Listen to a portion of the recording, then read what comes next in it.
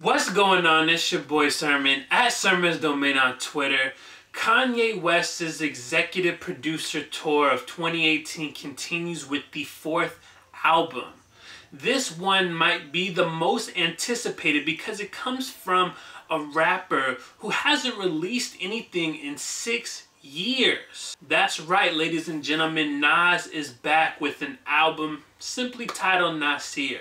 As per Kanye's rules, this is a 7-song album, which feels too short for someone like Nas. Nas is an artist who can pull off a longer album. For me, it's like we waited this long, so I wanted more out of NASIR.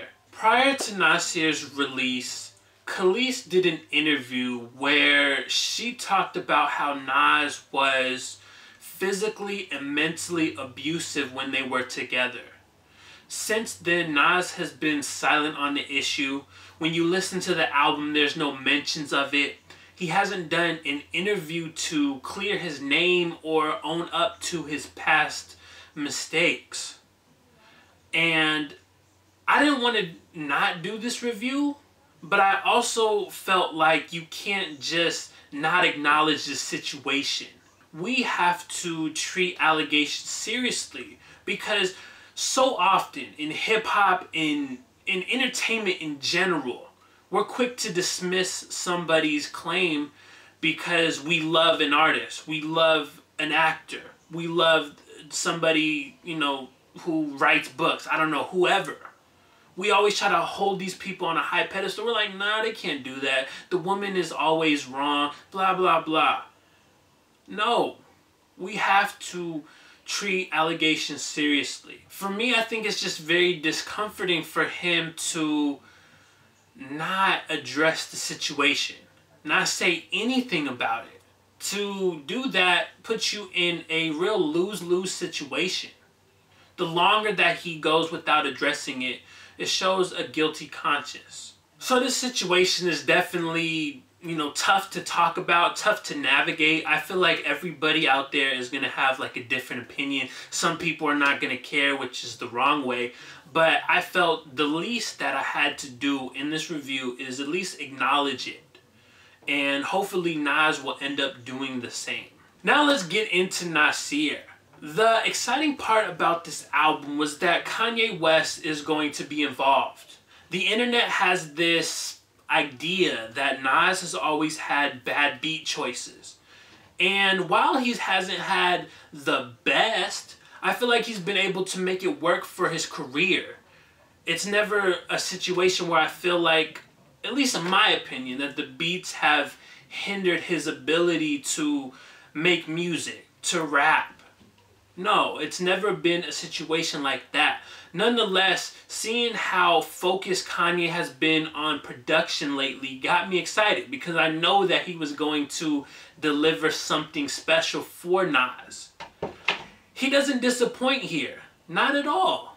These are some really great beats. I wouldn't go as far to say, and be hyperbolic and say that these are the best beats of Nas's entire career, because I don't think that. But these beats are ridiculously good.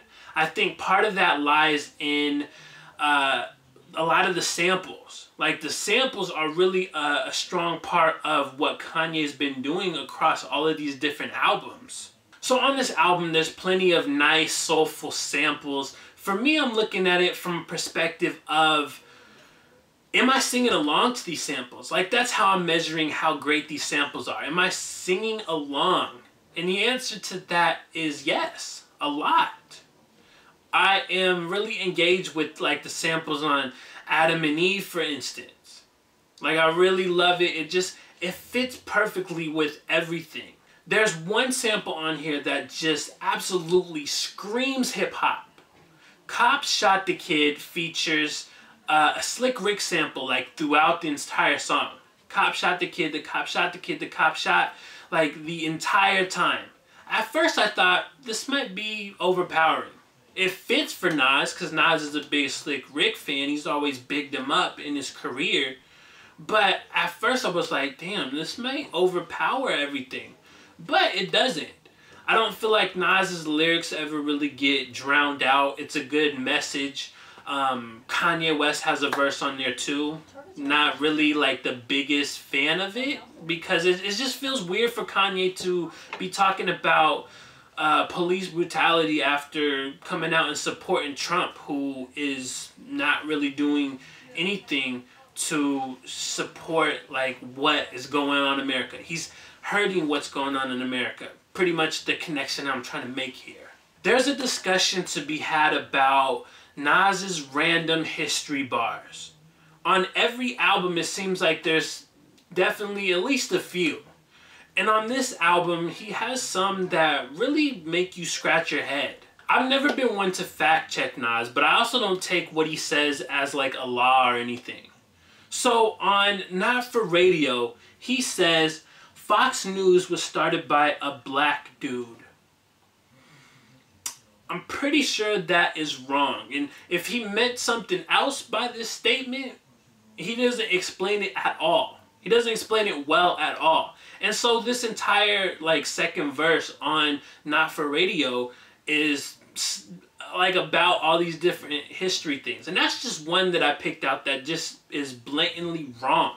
It's something that you hear at like a barbershop, or Darius from Atlanta would try to tell you that this is something that happened, and when you ask him, where's your facts, he'll tell you to look it up, like the episode where he and Earn were on their little adventure. For someone as lyrically gifted as Nas, I don't feel like NASIR really lives up to the expectation. It's definitely not a strong follow-up from Life Is Good. I think a lot of these verses on the album are just surface deep, and they could have been deeper, could have been more focused. Unfortunately, it does sound like NASIR was created in the last, 2-3 weeks and rushed at the last possible minute. I don't think Nas does his best work when he's rushed. If he were allowed more time on these beats, oh man, I can't even imagine how good this album could be. But this is how Kanye has been doing things. Kanye has been rushing things and working up until the last possible minute, even going over what he should be doing when it comes to putting these albums out. We had to wait almost another 24 hours for NASIR to come out. So I don't know, maybe I was expecting too much in the lyric department this time around. But I can say that there are a few lines on here. And I want to stress that it is just a few. It's not like a huge portion of the album. There are a few really bad lines. Ones that you're like, how did this make it out of the studio? How is nobody saying, hey Nas, maybe this is not the best lyric to do? He says, she didn't see me coming, now she's an eyewitness. That is just bad. What is that? Some of my favorite moments on this album don't really involve Nas or even require him to be around. I've already talked about how I like the production and the samples. My other favorite moment of the album is the Dream and Kanye West duet singing on Everything. I think it's just a really beautiful, good part of the song. It makes me want Kanye to further extend his executive producer tour of 2018 and do a project with The Dream, because I think they sound good together. Is this a good Nas album? Kinda. I feel like the more that I listened to this album, the more I was disappointed, which is the opposite of how albums should be. When you first listen to an album, you might not be blown away by it. But the more that you listen, the more that you absorb everything that is being said, the more that you find different things and pick out your favorites and enjoy an album. This is the opposite. I feel like once I got to know the verses more, I realized, damn, Nas really isn't spitting like he is one of the best. These are rushed bars. Production, great. Samples, great. The guest features, they work. But Nas is the one factor here that I'm not too impressed with. He has set the bar really high. I also think it's a reflection upon the 7-song format. It just doesn't work for someone like Nas. I feel like he needs more time, and he can pull off more time when it comes to an album. It's been 6 years. I wanted more. I can't even imagine how much unreleased music he's sitting on. I would hope that we don't have to wait several years for another album. And I also hope that Lost Tapes 2, which has been discussed, is in the works now. Because I feel like even looking not at the 6 years between Life is Good and NASIR, but if you go back to like the 2000s, I'm sure Nas has a lot of unreleased music that sounds amazing. He could do Lost Tapes 2, 3, 4, 5, maybe even a 6. I don't know. The sky's the limit, but I definitely want to hear Lost Tapes 2 next, or that album with DJ Premier. I think Nas could do another classic album. Just don't rush it. Nonetheless, I hope we are not waiting another, 5-6 years for his next album. But first and foremost, following NASIR, I really hope that he addresses the allegations that Khalees made. They're very serious and something that just can't go unanswered. So those are my thoughts on Nas's latest album, NASIR.